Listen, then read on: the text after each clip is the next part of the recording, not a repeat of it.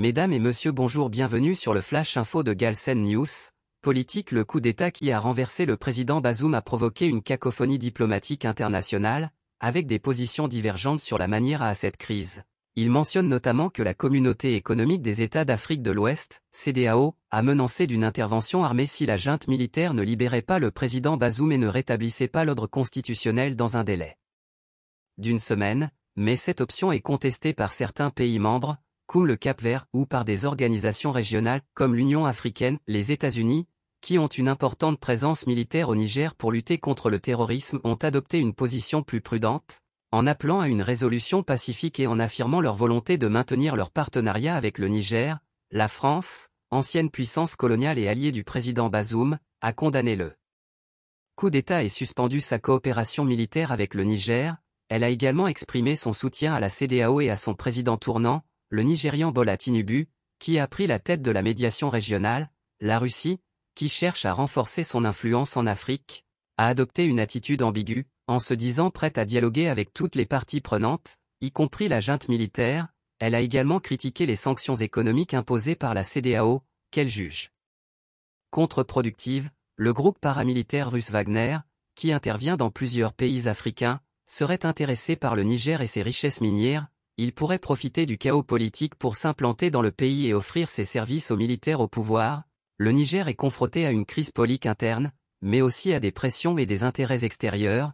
Il est bon de rappeler que le Niger est un pays stratégique pour la stabilité du Sahel, où sévissent plusieurs groupes armés djihadistes. Il indique aussi que le Niger est un pays pauvre mais riche en ressources naturelles, comme l'uranium, l'or ou le pétrole.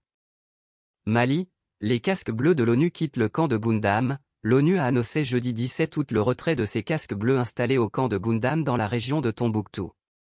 C'est la troisième base de la MINUSMA à être démantelée après celle de Ber et Ansongo. Le plan de départ complet de ce pays du Sahel est fixé au 31 décembre 2023. La mission de maintien de la paix des Nations Unies au Mali confirme qu'un convoi transportant des casques bleus et du matériel depuis son camp dans la ville de Goundam, dans la Tombouctou dans le cadre du processus de retrait, est arrivé sans incident à la ville de Tombouctou mercredi, selon un communiqué publié jeudi 17 août par l'ONU à New York. Ce troisième retrait depuis début août a été une opération complexe à impliquer le départ de militaires ivoiriens, de policiers des Nations Unies et du Bangladesh, précise le communiqué. Le retrait par la MINUSMA de quelque 11 600 soldats et 1500 policiers de dizaines de nationalités est réparti sur 13 camps doit s'échelonner jusqu'au 31 décembre. Ces soldats de la paix soutenaient la protection de la population locale, malgré des attaques régulières à l'aide d'engins explosifs improvisés, dans une zone qui présente l'un des niveaux d'insécurité les plus élevés et une forte présence de groupes extrémistes, fait valoir l'ONU. Départs anticipés en raison de tensions.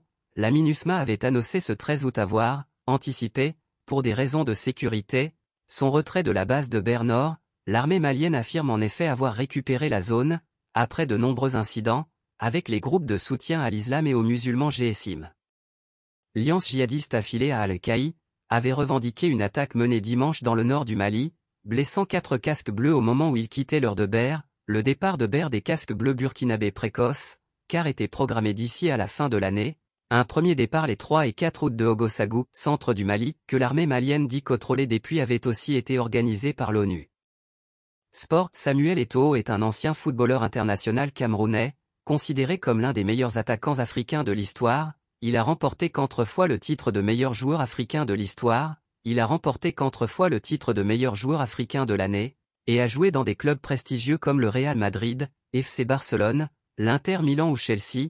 Il a également gagné 2 fois la Coupe d'Afrique des Nations et une médaille d'or aux Jeux olympiques avec le Cameroun. En décembre 2021, il a été élu président de la Fédération camerounaise de football, FECAFOO, succédant à Seydou Bombo Njoya. Il a promis de redynamiser le football camerounais, qui traverse une crise depuis plusieurs années, marquée par des conflits internes, des problèmes financiers, des mauvais résultats sportifs et des scandales de corruption. Cependant, son mandat à la tête de la FECAFOO n'a pas été sans difficulté ni controverse. En effet, il a été accusé d'avoir favorisé la montée en première division d'un club dont il serait proche, Victoria United, au détriment d'autres équipes qui auraient mérité sportivement cette promotion. Cette affaire a provoqué qui a demandé sa démission et saisi la FIFA et la CAF par ailleurs. Il a été désavoué par le tribunal arbitral du sport, TA, qui a invalidé l'Assemblée générale de la FECAFOO du 27 août 2022. lors de laquelle il avait dissous la Ligue professionnelle du football du Cameroun, LFPC, et révoqué plusieurs membres du comité exécutif. L'État a estimé que ces décisions étaient contraires au statut de la FECAFOOT et au principe du fair play. Face à ces accusations et ces revers judiciaires, Samuel Eto'o a reçu le soutien du comité exécutif de la FECAFOOT, qui a dénoncé une campagne de déstabilisation orchestrée par ses adversaires. Il a également affirmé qu'il ne se laisserait pas intimider et qu'il continuerait à travailler pour le développement du football camerounais.